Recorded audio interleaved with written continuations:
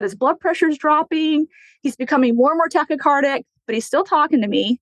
So I called for help. My pod date, I had them call the cardiac surgeon. And as soon as they got him on the phone, the Art1 waveform just went flat. And so I called a code blue. So in retrospect, it's obvious what happened. But in the time, I'm thinking, oh my goodness, what did I just give him? Am I sure that's Zofran? What if I pulled the wrong bed and I wasn't paying attention? Or what else starts with a Z that's on his MAR? Like, what did I do to my patient?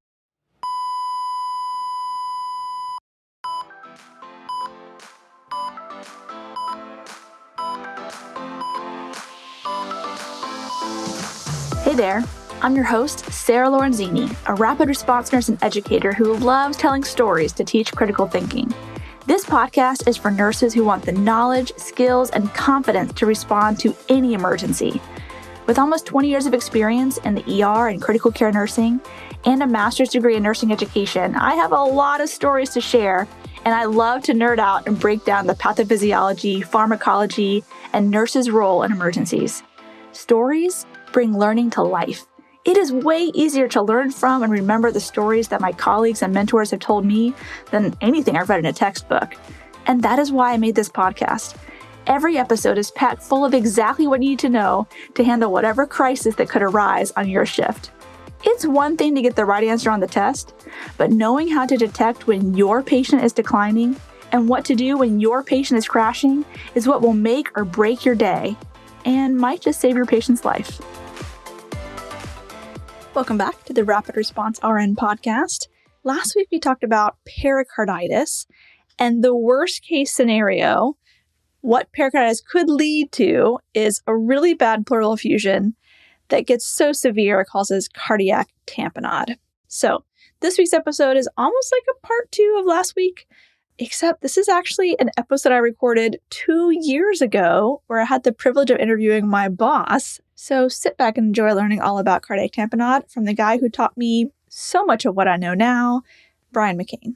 I have a special treat for you all today. Here with me for this episode on cardiac tamponade is the nurse that taught me hemodynamics, one of the smartest and most level-headed clinicians I've ever worked with, the nurse leader who's got your back when the patient's crashing, and he also happens to be my boss. Brian McCain, welcome to the show. Thank you. Thank you so much, Sarah. I really appreciate that. I'm very flattered by the comments and happy to be here. If you know anything about Sarah, that you kind of feel like she's your boss sometimes. That's a little bit weird, but in a good way. In a good way. Absolutely in a good way. But thank you very much for giving me this opportunity. Awesome. So before we dive into the case, I just wanted to take a second to tell my listeners about the first time that I met you. So I was on orientation as a new CVICU nurse, and you were still the night shift charge nurse. I had not met you. I come on to shift and there's an open chest happening, and I recognized the surgeon, but I didn't know who you were. So I asked my preceptor, I was like, hey, who's the guy on the right? She's like, oh, that's Brian. I was like, okay, Brian, what is he, a doctor? Oh, no, he's the night shift charge nurse. I was like, what? Nurses get to do that? I was like, why are you going to teach me how to do that? What's he massaging the heart in there? She's like, oh, no, you're not going to do that. It's like, well, why not? Brian's doing it. Brian's got his hands in the chest all scrubbed in. She's like, no, Brian's been here for a long time. He's very well respected by the doctors. Like, I don't think that's something you're going to be learning on orientation or ever. I was like, but Brian gets to. Anyways, needless to say, I've never been invited to put my hands in the patient's chest in an open arrest, but goals. So Brian, do you remember that day actually? Like, did you actually get to massage the heart? There were so many people, I couldn't actually tell what was going on. So Brian's audio kind of cut out here a little bit, but basically he recounts the story of there's a patient in an open arrest, and as we're opening the chest, another patient in the unit went into cardiac arrest. And so the PA, who would usually assist the cardiac surgeon with opening the chest, had to go run that other code. And so he says to Brian, you're up. I mean, Brian had seen this so many times, he was fully capable of stepping in as first assist. And so Brian actually was the one massaging the heart, or basically doing compressions, but like at the level of the heart, while the surgeon was repairing the leaky spot. So yeah, that's how I met Brian. So Brian, can you take a moment just to tell my listeners, how long have you been a nurse? What type of nursing roles have you had? And what do you love about being a nurse? I've been a nurse. I got my nursing degree in Pittsburgh in 1994. So date myself. So, I've been a nurse for almost 30 years now. I spent most of my time at the University of Florida. I was a med-surg nurse for about the first 5 years of my career, charge nurse there and things like that. And that was such a great experience. I learned a lot from working in med surg, that Absolutely. 4 or 5 years. And then I went to the CVICU, which really became my love and my passion. And really, that's what I've been doing, being a part of cardiovascular ICU since 1999. So, that's where my heart is, no pun intended. And I mean, there's so much. I could do a whole sort of podcast on what I love about nursing. A lot of it is, of course, it's the great patient stories and the outcomes. A lot of it is the team, and the relationships you have with other staff and the things you go through together when you're taking care of really sick patients and how you learn from each other and the stories that you tell years down the road about this patient and the things you did and the mistakes you made and how you learn from those. And so I think a lot of it is the camaraderie that you have with critical care nurses that just really is kind of irreplaceable. Awesome. All right. So I have this crazy case of cardiac tamponade I want to tell you about. And then I was hoping you could just help me dissect it and break down afterwards, like the pathophysiology, assessment findings, all the different things. All right. So here we go. So I'm caring for this patient who is 1 day post-op from some valve surgery. Don't really remember, honestly. He had a Swan-Ganz cast still in. He had an art line. We had extubated him earlier that morning. He was doing really well. I had to wean him off all of his pressors. So for dinner, I told him, you are getting up to the chair. I got him up all by myself with very little effort. He did really well. Soon after he was up, he started feeling nauseated and kind of lightheaded, and his blood pressure had dropped a little bit. His MAP was still in the 60s, but you know how when the patients are sitting up in a chair, their transducer might not be perfect. So it's hard to really completely trust the art line. So I left him in the chair. I went to get some PRN Zofran. By the time I returned, he said he really didn't feel good. He wanted to get back in bed. Now, usually I'm a stickler about patients sitting up in the chair for meals, but he did look worse to me. So I got him back in bed. And then once he was in bed, I gave him the Zofran slow IV push, and I'm watching his art line waveform, and it's looking more dampened is the concern here. So I pushed him the Zofran, and then I'm kind of tinkering with the art line, trying to get it zeroed again, like, what's going on with this thing? Blood pressure's dropping. And now I'm noticing all of his numbers are kind of wonky. Like his CVP is climbing, but his blood pressure's dropping. He's becoming more and more tachycardic, but he's still talking to me. So I called for help. My pod 8, I had them call the cardiac surgeon. And as soon as they got him on the phone, the art line waveform just went flat. And so I called a code blue. So in retrospect, it's obvious what happened. But in the time, I'm thinking, oh my goodness, what did I just give him? Am I sure that's Zofran? What if I pulled the wrong med and I wasn't paying attention? Or what else starts with a Z that's on his MAR? Like, what did I do to my patient? That's what's going through my head, right? So I did not take time to assess for JVD or listen for muffled heart sounds or look for pulses paradoxes. All I knew was I gave Zofran and my patient crashed. But I was thinking about how his vital signs were trending, and that was weird. So I made sure I made that very clear when the CT surgery team arrived. They took one peek at the patient. They kind of knew it was cardiac tamponade. We proceeded to crack the chest open. The surgeon performed cardiac massage. We got ROSC. He said he could see the spot that was bleeding, but he just held pressure on it with his finger. He's like, I need to get the patient back to the OR, get them on the heart-lung bypass machine, and then I can repair it. So we literally wheeled the patient back to the OR with the surgeon's hand in the patient. It was crazy. I was so wishing you were there, but you were off campus that day for something. Otherwise, I know you would have been all up in the chaos. Anyway, so I want to take some time to go through all of the clinical findings, like what I was discovering for tamponade. But do you have any initial thoughts, Brian, about that particular case or clarifications? Yeah, and I mean, that one's kind of pretty classic tamponade, right? I mean, it's post-op day 1, right? So, we're all sort of typically kind of on alert for it. Was this the first time the patient got up? Maybe, sounds like it was. And then I think it's interesting how, as cardiovascular ICU nurses, we're pretty aggressive with getting people up and sort of not taking a no for the answer. Then you feel bad when you when they go to tamponade. They go into tamponade, like maybe I pushed that one a little bit too far, right? It's always sort of that interesting phenomenon. But yeah, classic thing you see, and whether you're talking about pulsus paradoxus or Beck's triad, sort of the one sort of common theme between those two phenomenons, what you see in cardiac tamponade, is that sort of exaggerated drop in blood pressure. But you didn't see it at first. I mean, you're looking at him, he's starting to feel bad, right? And typically they'll show signs of low cardiac output syndrome, right? So they're diaphoretic. They may sort of start to get anxious, and Which And I so thought the diaphoresis was from nausea. I was like, okay, I get diaphoresis from which nauseous too. could be, right? But that's sort of what you see first. Beck's triad would tell you that you see the jugular vein distension. You don't always see that clearly, right? Particularly if the patient has been slightly hypovolemic, right? And many patients are still sort of sorting out their fluid balance in that period. So the JVD, in my experience, has not been obvious.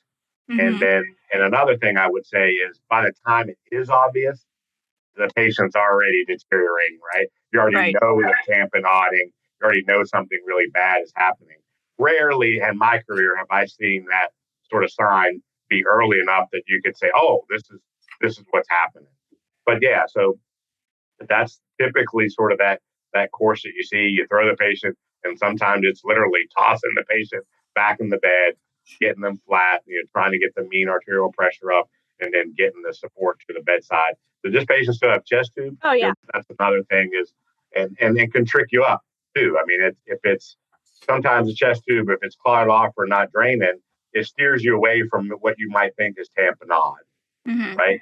But that's the worst possible outcome then, or at least leading to sort of tamponade that causes cardiac compression is when you don't have that functioning chest tube, because obviously you're not decompressing the chest, right? You're not decompressing the thorax and the pericardium if the chest tube is clogged or kinked or things like that. So that may have sort of been one of those things where it trips you up a little bit. Oh, it's not tamponade. There's nothing coming out of the tube. Well, is the tube patent? So sometimes that can steer you in the wrong direction. So before we go too much deeper, can you take time to just define cardiac tamponade? What's actually happening within that pericardial sac? And then how does this patient die? Like, how do patients die from cardiac tamponade? Yeah, sure. So tamponade is a fluid collection in the pericardial sac that fills it sort of fills around the heart, right? And so it doesn't have to be blood, right? It can be it can be fluid. In this case, and typically in the post-surgical patient, we're talking about blood, but it doesn't have to be blood. So when the heart obviously needs to contract and to expand. So it needs its systolic function and it needs its diastolic function or its filling function. So when fluid fills in around that sac, it starts this compressive phenomenon. And I like to think of cardiac tamponade as a diastolic, because the heart, if you think about it, if the heart can squeeze fine, the heart squeezes just fine. But every time, if you have fluid collecting in that sac around the heart, then the heart contracts and ejects, but then it can't fill quite as well because fluid begins collecting. And then it ejects again in its systolic phase, and then more fluid starts to fill in the sac.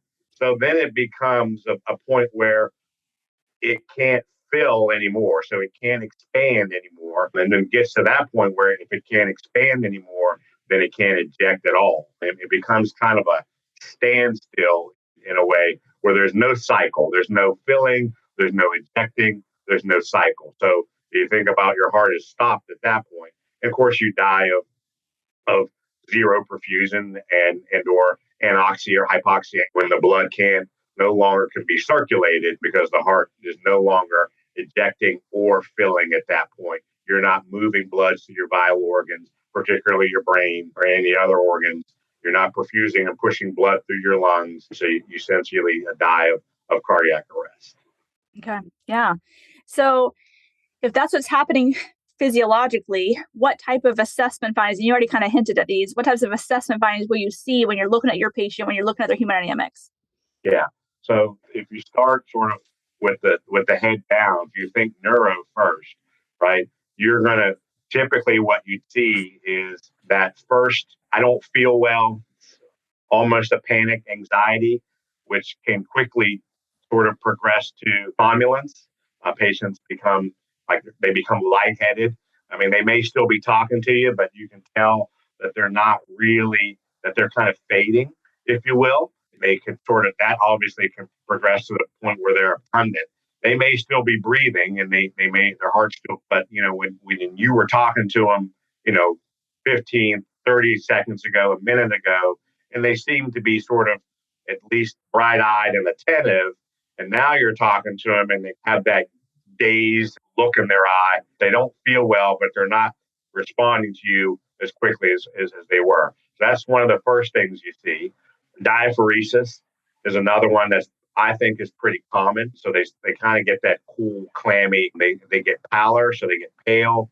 They start to get diaphoretic. They're cool and clammy. Their pulse rate's fast, but usually it's a weakened pulse, almost a thready pulse, and particularly as you progress to the periphery. So your radial pulse may be, starting to get sort of thready and you can feel it, but it seems like a weakened pulse. Then you go down to maybe pedal pulses and you can hardly feel those at all. So those are some of the things that you would see, particularly in that immediate, even before things like oxygen saturations that begin to drop, that typically starts to happen later. And even blood pressure can progress a little bit later, particularly the mean pressure. So I think that, those things tend to happen later, but those physical sort of signs, those first eyeball signs are the ones I just outlined. Can you talk a little bit about Beck's triad? That's like the textbook thing for cardiac tamponade. Yeah. So Beck's triad is the jugular vein distension. So we know we have our jugular veins that are sort of at our neck, and you see they'll kind of look bulging. This more as a later sign, and then a sort of subsequent and pretty dramatic then drop in blood pressure is number 2 of the triad. And then the third one then being you may or may not see, and of course you may or may not see any of these, but then it's the diminished heart sounds on auscultation. And again, typically, what you see is generally by the time you've seen all 3, the patient is deteriorating and you're acting in a resuscitative mode. Like you've flipped into, okay, something's going on with this patient, even if you don't know that it's tamponade. The heart sounds are generally not something that you're going to use as a diagnostic piece, not because it doesn't tell you anything, but generally you've already sort of sorted out that the patient's in tamponade by the time you're listening to heart sounds. I'm not sure I've ever been in a situation in which we saw a patient actively deteriorating with those things that I've outlined. We saw that drop in blood pressure. And the first thing we try to do is grab the stethoscope. We tamponade in this sort of scenario, in which it's pretty in your face. The stethoscope is not what you're grabbing. You're grabbing the crash card, if that makes sense. Right. Hey guys, I just wanted to take a quick break to talk about something that I think is really important. And that is getting certified in your nursing specialty. Not because having the extra letters behind your name make you a better nurse, but because taking the time to deep dive into all that you need to know for your specialty, putting in the study hours, and dedicating yourself to mastering what your patients need you to know how to manage them best, the prep for the exam, is what will make you a better nurse. So whatever specialty you are currently working in, go study for that certification exam. And if you're a critical care nurse, I have something that will help you pass your CCRN. My friend Nick McGowan has an excellent online self-paced CCRN prep course called Critical Care Academy. It is so thorough, and he has broken down everything you need to know into little bite-sized digestible content that he calls micro-learning. Let me tell you, the CCRN is the hardest test I've taken in my entire life. You don't want to go it alone. You want to take this course to ensure that you know your stuff before sitting for the exam. If you'd like to check out his course, you can find it at ccrnacademy.com. And great news, just for being a Rapid Response RN podcast listener, you get 10% off the cost of the course by using the coupon code RAPID10 at checkout. So if you've ever considered getting your CCRN, do it. And let Critical Care Academy help make sure that you will pass. I'll put the link and coupon code in the show notes. Yeah, absolutely. And then what about like your art line? I'd said that the waveform kind of looked dampened, the blood pressure was dropping, the CVP was rising. If you're a cardiac ICU with all that monitoring, what would you expect to see on the monitor? Again, I was questioning all of it because I had just repositioned the patient from the chair to the bed. So I was like, I got to re-zero it. But if the patient's just laying still and I'm just watching the trend, what would I see? Yeah, in the art line, you're going to probably see a dampened waveform.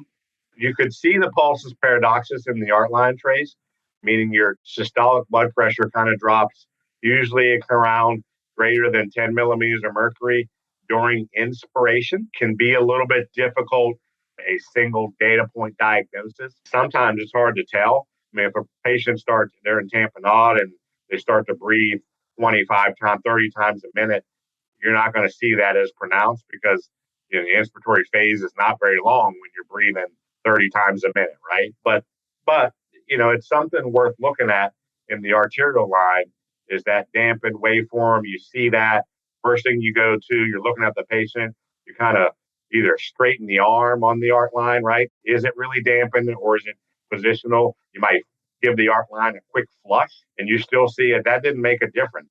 So you got some hypotension. You've got some dampening of your art line waveform. If you see that dampening or that hypotension during inspiration, that's pulsus paradoxus. That's a pretty classic sign of cardiac tamponade. I would look for dampening first. That's the easiest thing to notice, from the foot of the bed. Yeah. And what about that CVP going up? Yeah. What's going on there? This patient had a swan with swung hands. And so I don't know if it was fully transduced, but a lot of times we take the pulmonary artery catheter out, we'll still transduce the introducer and giving you a CVP, which I still think is very valuable. But one of the things that is classic and really something I think you can hang your hat on is if you have a pulmonary artery catheter, particularly still being transduced with the central venous pressure, right atrial pressure, and the pulmonary artery pressure, the thing that I've seen the most in my career, and it is very telling and it's been very consistent for me, is the equalization of fill pressures. I can't stress that enough. So what you'll see and what I've seen many times in tamponade is you'll get a CVP, say a mean CVP pressure of, let's say, 28. Then you'll also see your pulmonary artery pressure. You'll lose the biphasic part of it, and it'll be around 26 or 27 or 28. So you got an equalization of fill pressures. You've got a pulmonary artery pressure that's 28. You've got a CVP that's 28 with poor biphasic, meaning you don't have a large amplitude and max point and min point on your waves. When you see equalization of fill pressures, that's almost never a good sign in cardiac patients. And it's a classic sign of cardiac tamponade. Yeah. So like I said earlier, this patient declined so quickly, I didn't even have time to look for all of these diagnostic findings. Like I knew something was up with the art line, but I was questioning myself so much, like what did I give the patient? What did I do to them? That I wasn't able to really think clearly, honestly, about, the art line's being dampened and all that. But I have had a patient when I worked in the ER that I saw that trend, the art line kind of getting more dampened and the systolic and diastolic becoming one. And we were able to diagnose tamponade and do a pericardial centesis, and the patient actually did very well. So I just wanted to say it out there to people to know, even Sarah has a hard time when it's their own patient to put the pieces together. When I show up as the ER educator or as the rapid response nurse, I have no emotional ties. I can just jump right in and think clearly. But when it's your own patient, it sometimes is harder if we're questioning, did I do this to the patient possibly?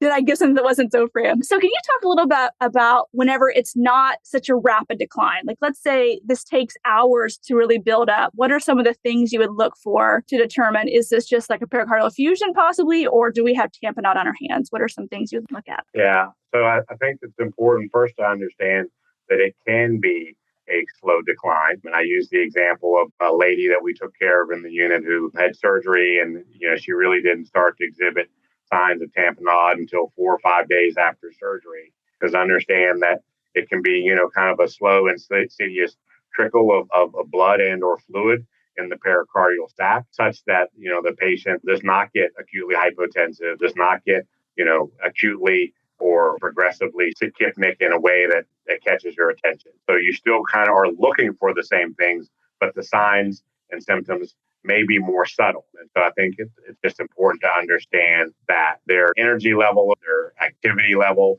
if you're doing the same activity with them and they don't seem to be, 2 days ago when you got them out of bed, they seemed to be fine and they weren't short of breath, or they didn't have any issues. This time you get them out of bed and it seems like they're really struggling, they're dyspneic, or It seems like that they're having a harder time doing the same sort of task, or they're doing the same task, but their vital signs are changing, such as, their stats are dropping more when you get them out of the chair than before, or their respiratory rate is going up more, those sorts of things. Sometimes it's hard to discern what's orthostatic hypertension, which, what a lot of patients get with fluid shifts, or whether this is related to poor cardiac output. Okay. And can you just parse out a little bit the difference between distant pericardial effusion versus tamponade, what's happening with the sac? Sure. Pericardial effusion can be over lots of time, and it's typically more of a progressive and chronic. You think about, let's say, 200 cc's of fluid or blood acutely filling that pericardial sac, leading to a rapid onset of symptoms. But people can have, a liter of fluid or blood around in the pericardial sac if it happens over time at such a rate where the pericardial sac has had time to compensate or stretch or comply. So, they may have 200, 300, 400, 500 cc's in there before they even become symptomatic. So that's one of the key differences between, the acute nature of a tamponade versus the more chronic or progressive nature of a pericardial effusion. Good. So let's talk a little bit to our PCU nurses or med-surg nurses who don't have all of that monitoring. What are some things that they should be looking for? You had already said change in mental status, you're getting weaker. Are there any other touch and feel type of signs and symptoms we can assess for without all of our hemodynamic monitoring fancy gadgets? Yeah, of course. Yeah. So, of course, kind of the basics, right? Your color, sensation, temperature, particularly in the periphery, the presence of your radial pulse. Are they tachycardic? Is it fast? If it's fast, is it strong? Is it weak or thready? That's typically what you'd see, more weak, thready pulse with cardiac tamponade. I'm a big foot person. That's a quote. Weird. That may sound weird on a podcast, but I believe in really pulling the socks off and assessing the patient's feet. And I'm looking for the nature, the character of their pedal pulses. And I'm also looking for the temperature. Are their feet or cool or clammy and they have a weak pulse down there? Those are some of the things that you don't really need to be in a hospital to assess those things. And they can be early signs of tamponade. How about the whole pulsus paradoxus if you don't have an art line? Yeah, if you don't have an art line, then you can sort of feel the pulse, right? And it can be difficult to discern this sometimes, but pulsus paradoxus, when you think about what's happening at inspiration, thoracic space being taken up by the lungs when we breathe in, and then sort of steals the space that the pericardium and the heart needs, if you will. So you can put your finger on the radial pulse or a brachial pulse and just feel it. And does it change at inspiration? Do you feel like it gets weaker, threadier when the patient takes a deep breath? That's one little trick, again, that you don't really need any sort of monitoring to do. Very good. Pulsus paradoxus. So let's say we've decided this is tamponade. We got to open this patient's chest.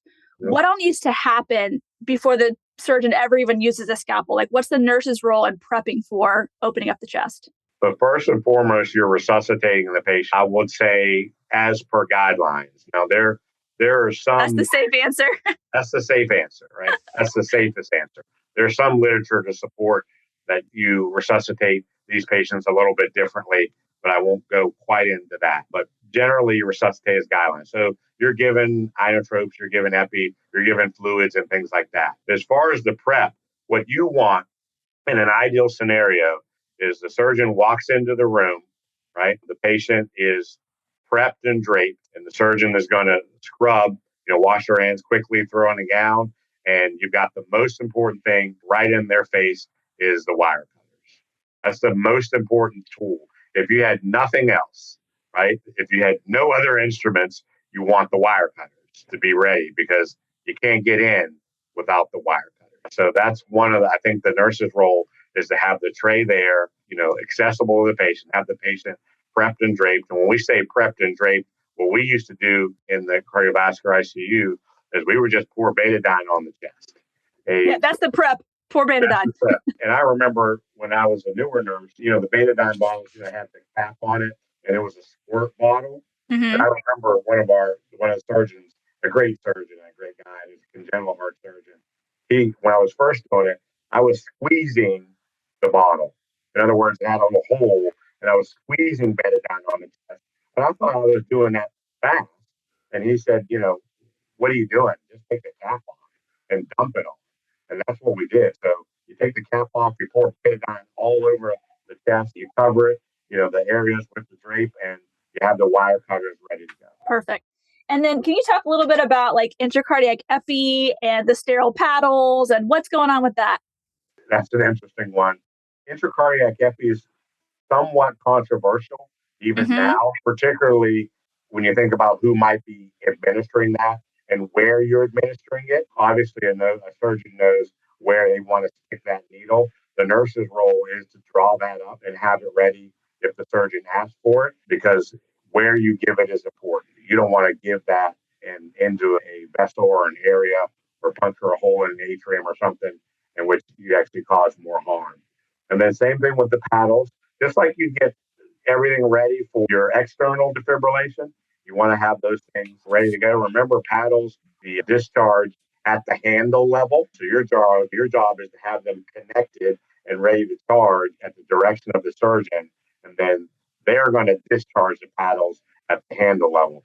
Typically, they're going to place the paddles sort of anterior and posteriorly in that ventricular area.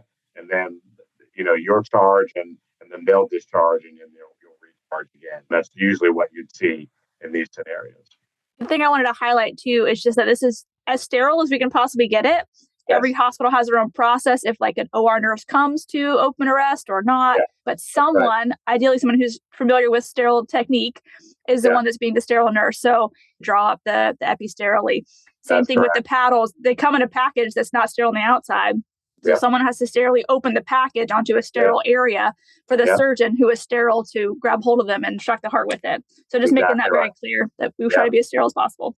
Yep. Okay. If the patient has to go back to the if we didn't suction, sterile suction. Good. And then very often these patients still have to go back to the OR even after we open them up. Mm-hmm. So in your experience, is there anything that you want to have with you when you're transporting back to the OR? How do you know the patient is stable enough to get back there? How do you cover the chest? All that kind of stuff. Yeah. So obviously you're going to take resuscitative drugs with you. Also, you're going to take fluids for resuscitation as what you take. So, this is kind of happening rapidly. Turn off the tube feeds. You should only be taking things that are life-saving, right? Your narcotics and your analgesia, generally, those aren't even taken. Usually you're taking your drips, your inotropes, your epi, and things like that are kind of keeping the patient alive. The chest should be, generally the surgeon then, once we get the patient back, they usually scrub out and head down to the OR to get the OR ready. So you do want to keep that open chest sort of covered. Oftentimes, sterile towels, perhaps with betadine on them. So their betadine towels can be kind of laid in that chest cavity and covered for that trip to the OR. But you're minimizing what you take. You'll hear me say in these open arrest situations, let's focus on making the patient mobile. So all this is happening very fast. You should be unplugging things. You should be ready to push out the door. As soon as the resuscitation, you get them back in the unit, you ought to be ready to push out the door. So when the door says we're ready, you're rolling. Respiratory's there, other nursing staff, of course. Perfect. So, Brian, before I let you go, are there any other pearls of wisdom, things you want every nurse to know about Tamponade? Any other little things that you want to add before we end this interview today? I think just to know that it can happen over time is important. Understand that, it's not something that it jumps to mind. So your ER example and other areas, but don't rule it out as certainly as a possibility. Look for those fundamental signs that we talked about. And then hopefully, if you can recognize it early, you got an opportunity to save someone. Obviously, untreated cardiac tamponade is lethal. Awesome. Well, Brian, thank you so much for your time today. I've loved, as usual, talking with you. This will be a great and very helpful episode for my listeners. So thank you so much. Have a good rest of your day. Thank you for having me, Sarah. I appreciate it. Thank you very much. Bye-bye. Before you go, I have an exciting announcement. You can now earn CEs for listening to this podcast. That's right. Our Renegade has teamed up with podcast hosts like me who are delivering amazing content that not only educates, but inspires you to be the best for your patients. You get to learn and earn continuing education credits while absorbing knowledge from thought leaders and innovators in the field of health and medicine. You're already listening to podcasts during your commute, at the gym, or while unwinding after a long day. So why not earn your CEs at the same time? And that's where pod classes come in. Yep, it's just what it sounds like. It's CE learning through podcast. To learn more, I put a link in the show notes for you. Well, thanks for listening. I hope you learned something that will save a life. Remember, nursing is a team sport, so trust your intuition and don't give up advocating until you are confident you've done what's right by your patient. The views and opinions expressed on this show are that of Sarah Lorenzini's. That's me and mine alone. They are not intended as medical advice and should not take the place of your institution's policies or procedures. Evidence-based practice is ever-changing, and your patient care should reflect the current best practice. So if you want to get in contact with me, you can shoot me an email at sarah@rapidresponsern.com or on all social media platforms as the Rapid Response RN.